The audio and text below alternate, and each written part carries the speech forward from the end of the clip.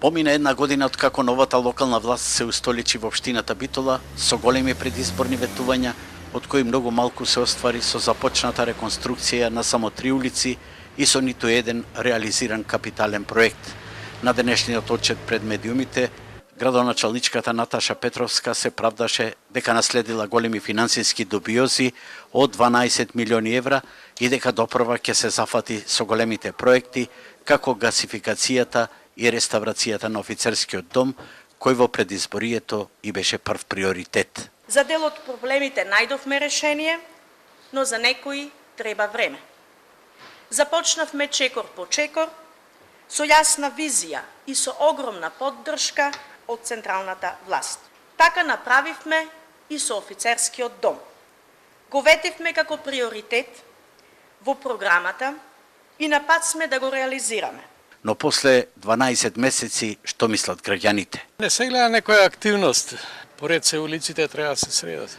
Па еве и офицерски. Една година помина, ништо не гледаме дека се работи нешто. А ветува е толку. Истото што фалеше претходно, истото и сега, еве го офицерски. Истиот, не направен, ништо не сторено. Офицерски, ми е трн во око. Малку полагате внимание на зеленил. Дупките не се поправени. Промени нема, животот си тече исто. Од почеток како почна се на полошо оди. Независните советници, чии идеи и понудени проекти позицијата на Советот не ги прифаќа, сметаат дека нема никакви промени. Ако прошетате по улици ќе видите дека драстично нема никакви промени. Ние како независни советници пробавме да учествуваме во работата на Советот и на општината, дадовме неколку предлози. Меѓутоа нашите предлози не само што не беа прифатени, него воопшто за нив не беше разговарано. Едноставно гласот на народот и на битолчани не се слуша.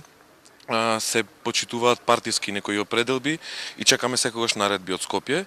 Сепак како бисер за едногодишниот мандат, со типичен битолски мајтап, некој се досетил да упати порака поставена на влезото од офицерскиот дом, дека се продава на македонски и на грчки јазик со телефони од општината.